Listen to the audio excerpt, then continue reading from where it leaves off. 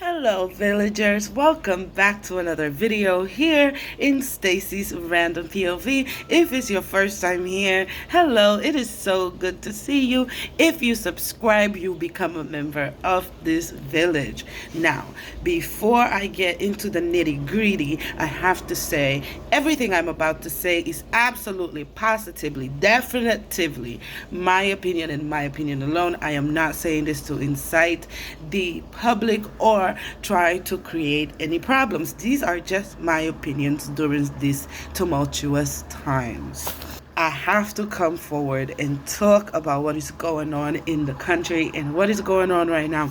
This is what's going on. So this is Donald Trump vowing to follow through on all of those campaign threats, saying that as president, he'll impose tariffs of 25% on Canada and Mexico and an additional 10% on China. So taking pretty direct aim here at each of the U.S.'s three largest trading partners. And if Trump declares economic emergency on day one, he will have broad latitude to impose these tariffs, and that in turn would drag down a range of industries. So take a look here. These were our top imports from Mexico last year. The auto industry, as you guys were just mentioning, both cars and car parts, will by far be the most impacted by these new tariffs. But electronics, machinery, even nuclear reactors are all right up there as well. And there's a very similar story playing out in Canada. It's mineral fuels, cars again impacted here, some commodities and even plastics sort of all in the line of tariff fire.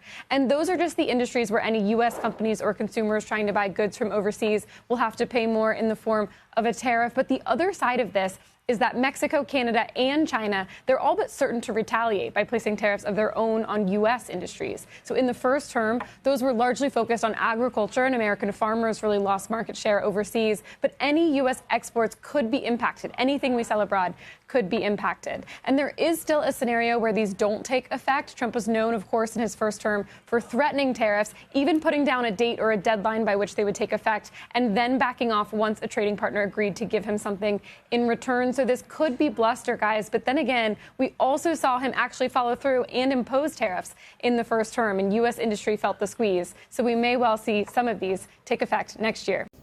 So as you guys can see, this whole tariff situation is gonna be insane to deal with. I don't know if you guys saw my previous video that I've made about the tariffs and what are they and what exactly are they gonna do, how are they gonna affect us. So you guys can see gas, cars, and a lot of other vegetables and fruits come from Mexico. So this is gonna be a problem. Now, since Donald Trump already put out 25 for Mexico, 25 for Canada, and 35 for China.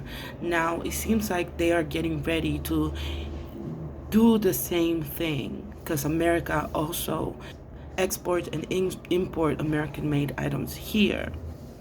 Now, the thing with that is that once everything was already discussed, the Canadian government, when a representative of the Canadian government went ahead and said this. To compare us to Mexico is the most insulting thing I've ever heard from our friends and closest allies, the United States of America. We received the biggest threat we've ever received from our closest friends and ally, from President-elect Trump, that they're threatening to put a 25% tariff on all goods coming across the border into the U.S.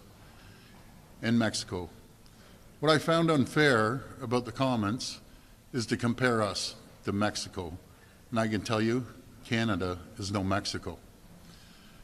We do approximately, just Ontario alone, $500 billion of two-way trade.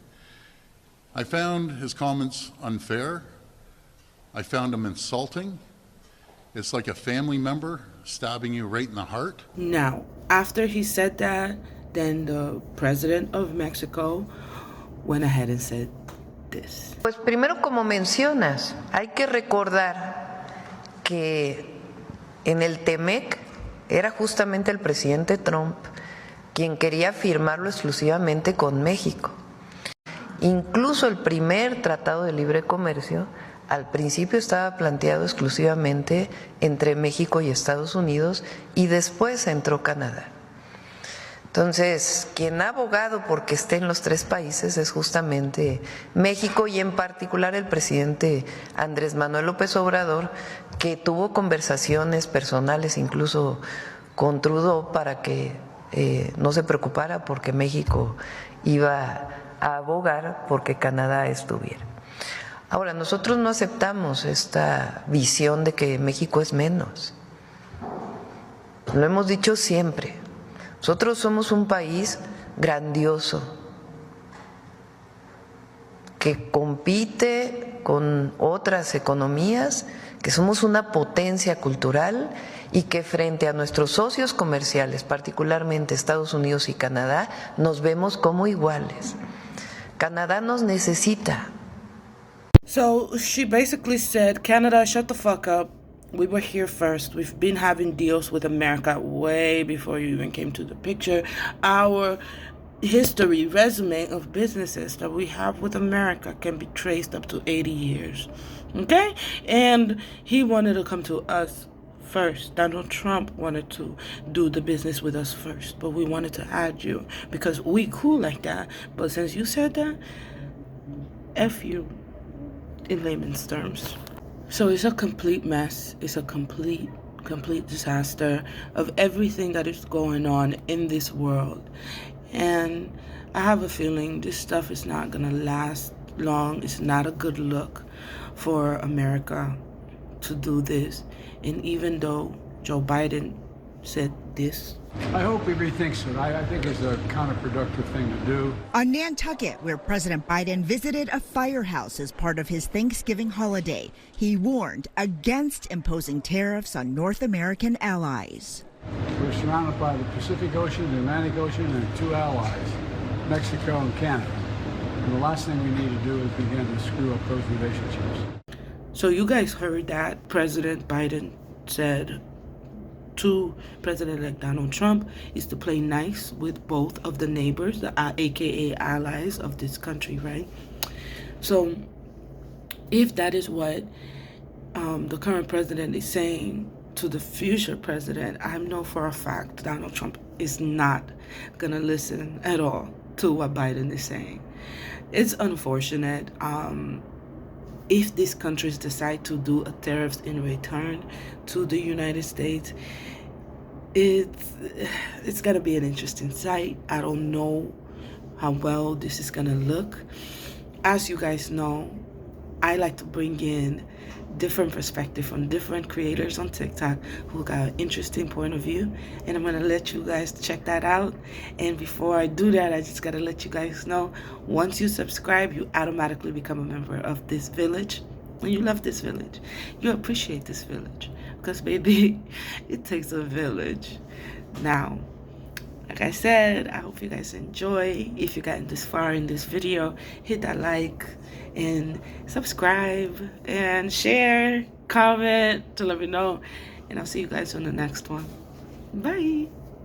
So Claudia, the president of Mexico, has wrote a letter to Donald Duck. And needless to say, she read him for filth. Okay, so she says, Dear President-elect Donald Trump, I'm writing to you regarding your statement on Monday, November 25th concerning migration, fentanyl trafficking, and tariffs. You may not be aware that Mexico has developed a comprehensive policy to assist migrants from different parts of the world who cross our territory en route to the southern border of the United States. As a result, and according to data from your country's Customs and Border Protection, encounters at the Mexico-United States border have decreased by 75% between December 2023 and November 2024. Moreover, half of these who arrive do so through a legally scheduled appointment under the United States CBP-1 program. For these reasons, migrant caravans no longer arrive at the border. Even so, it is clear that we must work together to create a new labor mobility model that is necessary for your country, as well as address the root causes that compel families to leave their homes out of necessity. My bad, bitch. If even a small percentage of what the United States allocates to war were instead dedicated to peace building and fostering development, it would address the underlying cause of human mobility. On another note, and for humanitarian reasons, Mexico has consistently expressed its willingness to help prevent the fentanyl epidemic in the United States from continuing. This is, after all, a public health and consumption problem within your society. Damn, girl, we catching strays too. So far this year, Mexican armed forces and prosecutors have seized tons of various types of drugs, 10,340 firearms, and have detained 15,640 individuals for violence related to drug trafficking. Furthermore, the Mexican Congress is in process of approving a constitutional reform to classify the production, distribution, and commercialization of fentanyl and other synthetic drugs as a serious crime without bail. However, it is publicly known that the chemical precursors used to produce this and other synthetic drugs are illegally entering Canada, the United States, and Mexico from Asian countries. This underscores the urgent need for international collaboration. You must also be aware of the illegal trafficking of firearms into my country from the United States. 70% of illegal weapons seized from criminals in Mexico come from your country. We do not produce these weapons, nor do we consume synthetic drugs. Tragically, it is in our country that the lives are lost to violence resulting from meeting the drug demands in yours. President Trump, migration and drug consumption in the United States cannot be addressed through threats or tariffs. What is needed is cooperation and mutual understanding to tackle these significant challenges. For every tariff, there will be a response in kind until we put at risk our shared enterprises. Yes, shared. For instance, among Mexico's main exporters to the United States are General Motors and Ford Motor Company, which arrived in Mexico 80 years ago. Why impose a tariff that would jeopardize them? Such a measure would be unacceptable and would lead to inflation and job losses in both the United States and Mexico. I am convinced that North Americans' economic strength lies in maintaining our trade partnership. This allows us to remain competitive against other economic blocs. For this reason, I believe that dialogue is the best path to understanding, peace, and prosperity for our nations. I hope our teams can meet soon to continue building joint solutions. And all I gotta say is, Claudia, you ate that. So, Donald Trump just got caught lying to the American people about a little phone call he had with Claudia Sheinbaum, the president of Mexico, and he said they agreed to close our southern border. Look at what he wrote. She has agreed to stop migration through Mexico and into the United States, effectively closing our southern border. And why not put a little cherry on the top? Mexico will stop people from going into our southern border effective immediately. But that's not Mexico's side of the story. Check this out. Claudia Sheinbaum says, in our conversations with President Trump, I explained to him the comprehensive strategy that Mexico has followed to address the immigration phenomenon, respecting human rights. Thanks to this, migrants in caravans are assisted before they reach the border. Reiterate that Mexico's position is not to close borders, but to build bridges between governments and between peoples. So why lie to the American people, Mr. President-elect? Why lie to us about a serious national security issue? It's like I said, I'd hate to see articles of impeachment drafted up. All right, you have a promise you made to us. I'd like to see you carry it out. All right, no, don't slow down and don't try to gloss it over and make it sound like you did it when you didn't, because we know Biden got it to where it's at now. You have to take it further like you promised, all right? Amigues, you won't guess what Mexico's presidenta just had to say about Trump's potential tariffs. And God, I love this woman. During a recent news conference, the presidenta read a letter that she plans to send to Donald Trump, in which she warns that Mexico will retaliate with tariffs targeting U.S. imports if Trump decides to follow through with his. She emphasized how these tariffs could harm American and Mexican economies, disrupting nearly a century of business relations. Just to emphasize this, amigues, the U.S. does more trade with Mexico than any other country. And the best part is that in that same letter, the presidenta responded to Trump's claim that Mexico is exporting drug and crime into the U.S. For the record, amigues, crime has actually declined at a historic rate under the Biden administration. And this is exactly what Claudia had to say in that letter, and I'll read it to you word for word. Migration and drug issues require mutual understanding, not threats or tariffs. 70% of the illegal weapons seized from criminals in Mexico come from your country.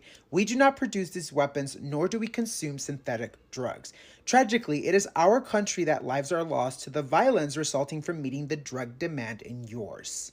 Like, she really said, you want to talk talk, let's talk. Honestly, amigos, what I appreciated about that conference was that she was very level-headed and she was very practical, right? She was like, there wouldn't be a drug problem if there wasn't a U.S. demand for these drugs. And there wouldn't be a gun problem if you weren't sending all of these weapons over to our country. Keep in mind, amigos, that Mexico has spent many, many years seeking damages from U.S. gun manufacturers for what is happening in Mexico right now. Honestly, amigos, I've been learning a lot about weapons in Mexico and violence in Mexico in the last few weeks, and there is a great video on YouTube if you care to learn more called Don't Bring Guns to Mexico that will literally open your eyes. And I'm not saying that Mexico is perfect because it isn't, but a lot of these problems that we're seeing today that we've seen for many, many years now are being exacerbated by the US. But anyway, amigos, what's your take? Do you think that this letter is going to change the relations between US and Mexico? Like, is Trump going to possibly rethink the tariffs? Because I don't know. This is why I voted for Claudia. If you haven't seen the news, Donald Trump said that on day one of his presidency, he will impose a 25% tariff on goods coming from Mexico and Canada. And this is how the president of Mexico responded. She started off by saying that this is a two-way street. If you impose tariffs on us, we'll impose tariffs on you. Americans seem to forget that Mexico is the United States' largest trading partner. Without Mexico, the USA economy would collapse. It's a two-way street. She then sent this letter to Trump. And this is what it says. The president of Mexico points out that all of the violence in Mexico is due to the US. And she's 100% right. She mentions that 70% of the pew-pews in Mexico come from the US. Most of the people that get unalived in Mexico are unalived by pew-pews from the US. And she's 100% right. All of the violence in Mexico is because the USA cannot stop consuming. The USA is the largest consumer. And she makes point of this by telling Donald Trump that instead of investing so much money on the military, he should invest a fraction of that money for mental health and rehabilitation. And she's 100% right. If it weren't for the US being unable to stop consuming, there would be no violence in Mexico. There wouldn't be an influx of pew-pews coming from the US into Mexico. And like the previous president of Mexico said, Mexico is not a protectorate of the US. Mexico is not a colony of the US. Mexico is an independent sovereign nation, and Mexico will be respected. But anyways, let me know what you guys think.